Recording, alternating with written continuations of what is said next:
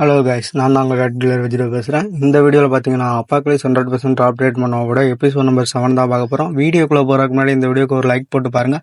அப்படின்னா தான் இந்த வீடியோ நிறைய பேருக்கு ரெக்கமெண்ட் ஆகும். எனக்கும் அடுத்த வீடியோ போகிறதுக்கு ஒரு மோட்டிவேஷனாக இருக்கும். அதே மாதிரி இந்த வீடியோ பார்க்குறவங்க பாஸ்ட் வீடியோ பார்க்கலன்னா லிங்க் டிஸ்கிரிப்ஷனில் இருக்குது, மறக்காம போய் செக் பண்ணி பார்த்துட்டு அதுக்கப்புறம் வந்து பாருங்கள். அப்படின்னா தான் இந்த வீடியோ பார்த்தீங்கன்னா உங்களுக்கு புரியும். சரி வாங்க கைஸ், வீடியோக்குள்ளே போகலாம்.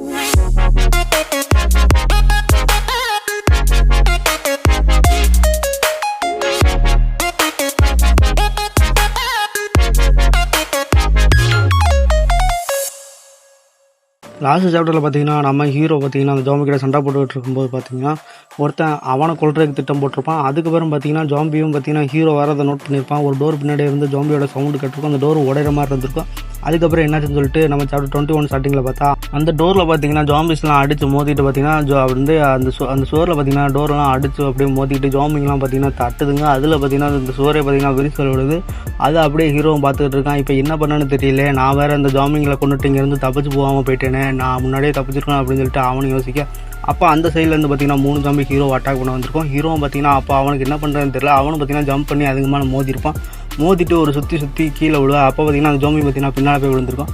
இப்போ பார்த்தீங்கன்னா அதுக்கப்புறம் திரும்பவும் பார்த்தீங்கன்னா அந்த ஜாம்பி அட்டாக் பண்ண வர ஹீரோவும் பார்த்தீங்கன்னா தொண்டையில் குத்தி சண்டை இல்லாமல் அப்படியே முடிச்சு விட கீழே அப்படியே உட்காடுறான். அப்போ பார்த்தா அந்த முடியலடா சாமி அப்படின்னு அவனும் உட்காரான். மறுபடியும் பார்த்தீங்கன்னா 2 ஜாம்பி பார்த்தீங்கன்னா அண்ணாத்தா அந்தாண்டா ஒரு ஆள் இருக்கான், இந்தாண்டா என்ன செய்கிறேன் மட்டும் பாரு அப்படின்னு சொல்லிட்டு அதுங்களும் பார்த்தீங்கன்னா அப்படியே அட்டாக் பண்ண வர ஹீரோ பார்த்தீங்கன்னா ஜம்ப் பண்ணி முன்னாடியே கிடச்ச அந்த சூப்பர் ஃப்ளாஷ் கிரானைட்டை யூஸ் பண்ணியிருப்பான். அதை போட்டு விட தரை அப்படியே பிளந்திருக்கும். அதுக்கப்புறம் சரி இது திருப்பி ஆரம்பிக்கிறதுக்கான நேரம் அப்படின்னு சொல்லிட்டு சொல்ல அதோட பார்த்தீங்கன்னா சாப்டர் 21 முடியுது. அப்படியே சாப்டர் 22 ஸ்டார்டிங்கில் பார்த்தீங்கன்னா ஹீரோவோட ஃப்ளாஷ் கிரனேடிலிருந்து பார்த்தீங்கன்னா ஒரு மரம் மாதிரி முளைச்சி வந்திருக்கும். முளைச்சி வந்து எல்லா ஜாம்பிஸும் பார்த்தீங்கன்னா கொத்தி கொண்டுகிட்டு இருக்கு. அப்போ பார்த்தீங்கன்னா ஹீரோவோட அந்த ஸ்டேட்டஸ் இருக்குது பார்த்தீங்களா, அது வேகமாக இன்க்ரீஸ் ஆகுது. ஹீரோவும் இதை பார்த்துட்டு ஓ மை காட், ஸ்கில் ரொம்ப ஸ்ட்ராங்காக வேறு இருக்குது, எனக்கு வேறு லெவல் 2 மேஜிக் ஸ்கில் வேறு, இது வேறு லெவல் 2 மேஜிக் ஸ்கில்ங்கிறதுனால இந்தளவு போட்டு புழக்குது போல இருக்குது அப்படின்னு சொல்லிட்டு அவனும் சொல்கிறான். உங்களுக்கு எல்லாத்துக்கும் ஒரு டவுட் இருக்கும், இவன் லெவல் 5 கூட போகலை, அதுக்குள்ளே எப்படா இந்த லெவல் 20 மேஜிக்கை யூஸ் பண்ணுறான் அப்படின்னு சொல்லிட்டு கேட்கலாம். இதுக்கு பார்த்தீங்கன்னா எல்லாத்துக்கும் சீட் சிஸ்டம் தான் காரணம். அது மூலிமா இந்த மாதிரி ஏதாச்சும் சீட் சிஸ்டம் யூஸ் பண்ணி நம்ம பண்ணலாம் போல இருக்குது. இப்போ பார்த்தீங்கன்னா ஹீரோ பார்த்தீங்கன்னா அவன் அட்டாக் பண்ண அந்த வர ஜாம்பியை பார்த்தீங்கன்னா ஒரே செகண்ட் தான் ஹீரோ பார்த்தீங்கன்னா ட்ரீயோட பிரான்ச்சை யூஸ் பண்ணி அப்படியே குத்தி கொண்டு விட்டுறான். ஹீரோவும் அங்கேருந்து பின்னால் ஜம்ப் பண்ணிட்டு அப்படியே தப்பிச்சு போக அது கொண்டு அந்த ஜாம்பிஸ் இருக்குது பார்த்தீங்களா, அது எல்லாமே பார்த்தீங்கன்னா மொத்தமாக அங்கே கடந்திருக்கும். ஹீரோவும் அதை பார்த்துட்டு இருக்கு. அப்போ பார்த்தா EXP எல்லாம் அப்படியே மடமடன்னு ஏறுது. அதோட பார்த்தீங்கன்னா பிராபை ஸ்கில்லும் பார்த்தீங்கன்னா லெவல் 2 போகுது.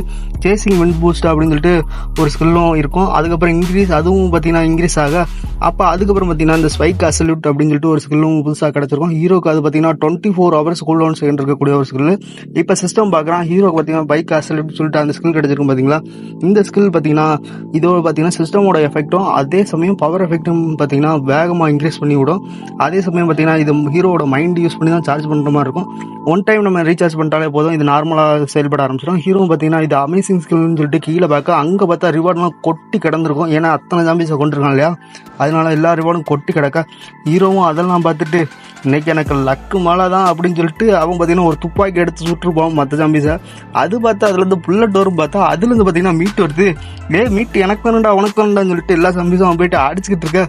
ஹீரோவும் பார்த்தீங்கன்னா வின் பூஸ்ட் அப்படின்னு சொல்லிட்டு அங்கேருந்து அந்த ஸ்கில்லை யூஸ் பண்ணி அங்கேருந்து தப்பிச்சு போயிட்டு மணி என்னன்னு பார்க்குறான்.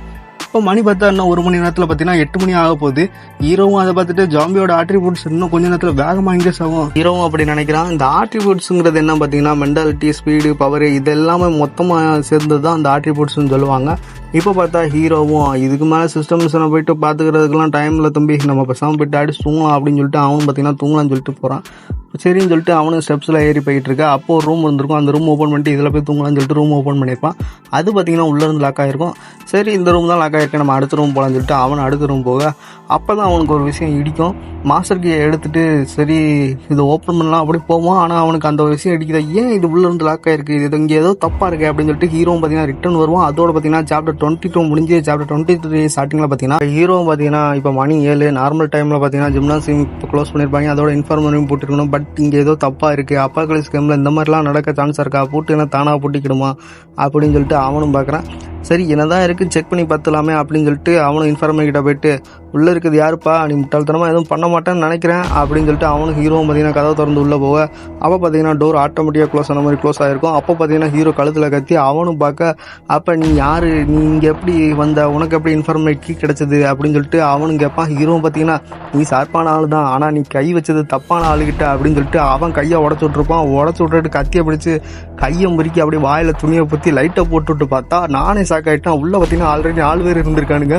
இவங்களெல்லாம் பார்த்துட்டு அப்போ அந்த அடி வாங்கணும்னு இருக்கான் பார்த்தீங்கன்னா, அவன் பார்த்தீங்கன்னா எவ்வளோ ஜாம்பிட்டு அவன் அடி வாங்கியிருக்கான், எவ்வளோ ஜாம்பி அவன் அட்டாக் பண்ணிச்சு, ஆனால் அதெல்லாம் சமாளித்து இவ்வளோ தூரம் வந்திருக்கான். இன்னுமுமே இவனை கொண்டுட்டு இவனோட ரிசோர்ஸஸை நான் எடுத்துக்கலாம் அப்படிங்கிறதான் பார்க்குறேன் அப்படின்னு சொல்லிட்டு அவனு நினைக்க, அப்போ ஹீரோவும் நான் உன்ட்ட ஒன்று சொல்கிறேன் கவனம் இதில், இன்னும் இந்த மாதிரி கோவத்தோடையும் இலக்காரமாக பார்த்தவங்க யாருமே இப்போ உயிரோடு இல்லை. அதனால நான் உனக்கு ஒரு லெசன் சொல்லித்தரலான் இருக்கேன். இனி இதுக்கப்புறம் நீ யாரையும் கோவத்தோடய இலக்காரமாக நான் இருக்க கண்களோட நீ பார்க்கவே மாட்டேன்.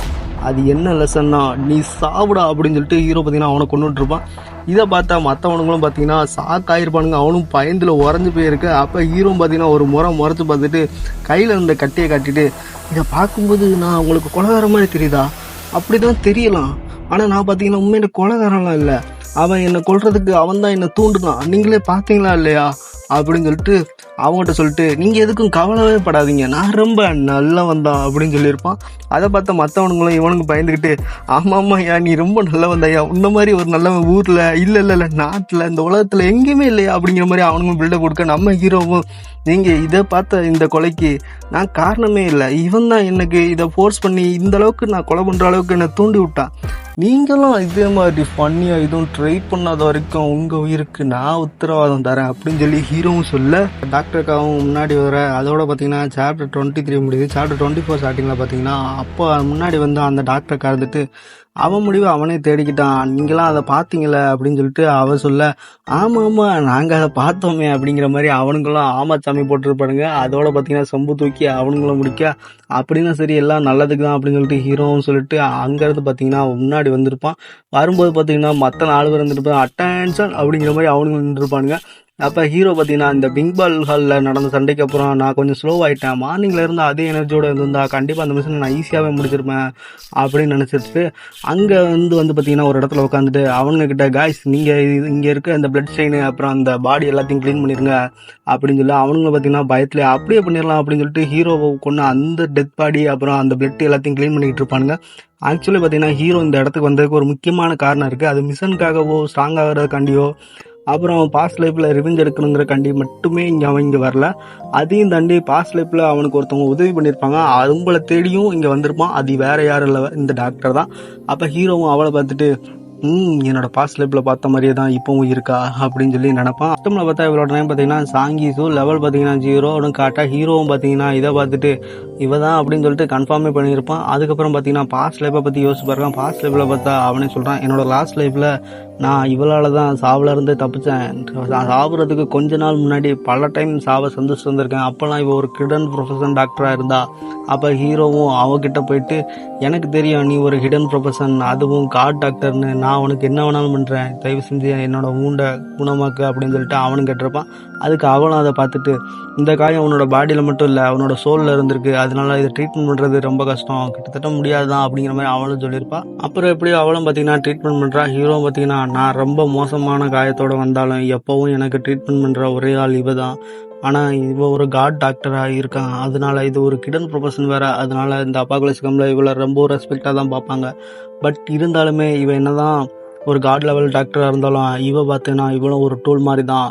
இங்கே ஸ்ட்ராங்காக இல்லைன்னா நம்ம ஸ்ட்ராங்காக இருக்கவங்களுக்கு ஒன்று அடிமையாக இருக்கணும், இல்லை அப்படின்னா செத்து போகணும் அப்படின்னு சொல்லிட்டு ஹீரோவும் சொல்லியிருப்பான். அப்பாக்குலஸ் எல்லாத்தையும் மற்றவங்க எல்லாத்தையும் அட்டாக் பண்ணி அது நிறைய பேரோட மனசை மாற்றிருந்தாலும் இவளோட மனசு மாறவே இல்லை, நிறையா பேருக்கு உதவி செஞ்சா. அதே சமயம் இவ யாருக்குமே பயப்பட மாட்டா. விதிங்கிறது ஒரு மேஜிக்கல் மாதிரி தான் இல்லை, நான் இவளை மீட் பண்ணது மட்டும் இல்லை, ஆனால் அப்பாக்களை ஸ்டார்ட் ஆன 2 நாளில் ஒருத்தவங்களை நான் ஒரு குடும்பத்தையும் நான் பார்த்தீங்கன்னா அழிச்சிட்டேன். பட் பரவாயில்ல, எதுவாக இருந்தால் என்ன, இப்போ பார்த்து என் கூட இந்த நர்ஸாக்காவும் இருக்கா, அதே சமயத்தில் இந்த டாக்டருக்காவும் இருக்கா, கூட 2 ரிப்பேர் பண்ணியிருக்காங்க அப்படின்னு சொல்லிட்டு ஹீரோ நினச்சிக்கிட்டு இருக்கும்போது அங்கே பார்த்தீங்கன்னா டோர் விடுதல் இருக்கும். அங்கே பார்த்தீங்கன்னா ஜாம்பி பார்த்தீங்கன்னா கத்திக்கிட்டே அந்த டோர் அட்டாக் பண்ணிட்டு இருக்க.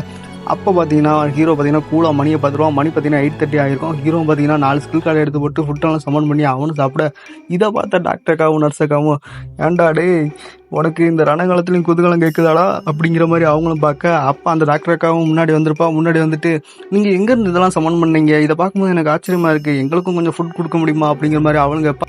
ஹீரோ பார்த்தீங்கன்னா அடடே நான் நினச்ச மாதிரி அவள் வந்து என் வலையில் மாட்டிக்கிட்டா, உனக்கு என்ன சாப்பாடு வேணுமா, இது ரொம்ப ஈஸி தான், அதுக்கு நீங்கள் எனக்கு கொஞ்சம் உதவி செஞ்சாலே போதும் அப்படின்னு சொல்லிட்டு சொல்ல, அதோட பார்த்தீங்கன்னா சாப்டர் 24 முடியுது. அவ்வளோதான் கைஸ் இந்த வீடியோ பார்த்தீங்கன்னா இங்கே முடியுது. அது மட்டும் இல்லாமல் இந்த வீடியோ எப்படி இருந்துச்சு சொல்லிட்டு மறக்காம கமெண்ட் செக்ஷனில் கமெண்ட் பண்ணுங்கள். இந்த வீடியோ பிடிச்சிருந்தா லைக் பண்ணிட்டு சேனலை மறக்காமல் சப்ஸ்கிரைப் பண்ணி வச்சுக்கோங்க. நெக்ஸ்ட் சாப்டரில் ஒரு தரமான சம்பவம் காத்துக்கிட்டு இருக்கு, அதுக்காண்டி யாரெல்லாம் வெயிட் பண்ணுறீங்கன்னு சொல்லிட்டு கமெண்ட் பண்ணுங்கள். அதே மாதிரி அது என்ன சம்பவமாக இருக்கும் அப்படின்னு சொல்லிட்டு நீங்கள் கெஸ் பண்ணுறீங்க அப்படின்னு சொல்லிட்டு கமெண்ட் பண்ணிடுங்க. சரி ஓகே கைஸ், நான் உங்களை அடுத்த வீடியோவில் சந்திக்கிறேன். டாட்டா பை பை கைஸ்.